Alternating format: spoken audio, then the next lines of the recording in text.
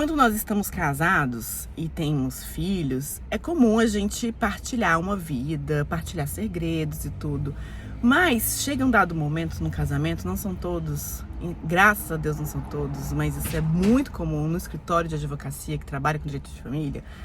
Em dado momento, o parceiro fala o seguinte: olha, a gente tá com muitas dívidas, eu acho melhor a gente se divorciar.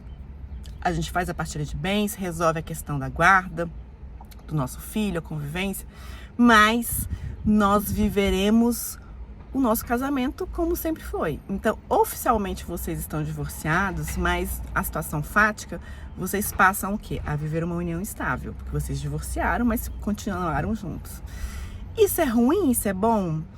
O que acontece? Muitas das vezes a gente muda quando a gente tem um divórcio, né? A gente tem um regime de comunhão de bens ali fixado, ou comunhão parcial de bens, universal de bens, ou separação total de bens. E quando você vai para a união estável, se você não diz nada, você vai para a comunhão parcial de bens. E aí essa situação que fica, até então vocês eram casados, tinha lá um regime de comunhão de bens de vocês, e depois se veem divorciados e passam a viver uma união estável, muito cuidado, porque a gente pode estar falando até de fraude, simulação.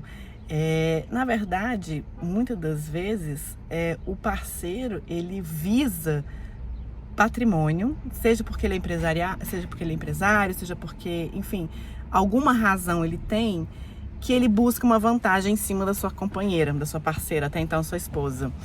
E aí depois que faz a partilha, gente, muitas das vezes a pessoa se vê absolutamente sem nada, sem nenhum bem, sem nada, sem dinheiro. E aí a gente vai para a parte dos filhos, tem lá a convivência, a guarda tá para ele, a convivência 2 vezes na semana. É muito complicado. Então, e a gente só descobre isso depois que vem uma traição, depois que se descobre algum golpe, alguma dívida que vem bater na sua porta. Então, por isso o meu relato aqui, meu alerta: quando vir o seu parceiro vir com essa proposta, por mais que ele disponibilize, não, tem um advogado aqui que é meu amigo, ele é de confiança, ou então um advogado que vocês mesmos conhecem, é um advogado da família, procure um outro advogado. Busque um advogado de sua confiança, porque isso tem várias repercussões. A gente tem situações, às vezes, que a gente não consegue mais remediar. Tamanho ao prejuízo. Então, assim, tentem entender esse recado, esse alerta, que não é para você ficar desconfiando o tempo inteiro, mas existem situações que a gente precisa viver no mundo real. A gente vive aqui, com os pés no chão. Então não adianta a gente achar que a gente vive um conto de fadas, que o meu parceiro é maravilhoso, ele é perfeito. As pessoas mudam. E muitas vezes mudam para pior. Então a gente precisa fazer esse alerta, porque não é a primeira vez que eu vejo isso no escritório, nem a segunda, nem a terceira, nem a quinta vez. A mesma coisa se aplica para quando a gente está falando de regime de bens. Vamos mudar nosso regime de bens? Nós somos casados com união universal de bens, mas eu quero mudar agora, acho que vai ser melhor pra gente e tal. Quando você vai ver, de fato, a razão, a motivação é completamente diferente. Então, tentem ver essa situação de uma forma racional. Busquem um advogado de confiança. Vai ter que pagar consulta, vai ter que consultar outro advogado, contar toda a história. Faz parte.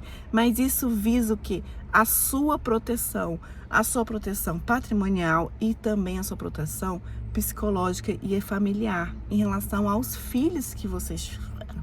Então é muito importante a gente pensar sobre isso, não achar que pelo simples fato dele ser seu marido e pai de seus filhos, que ele tem 100% da sua confiança. Não, a gente precisa ponderar muitas coisas, tá? Então esse é o recadinho.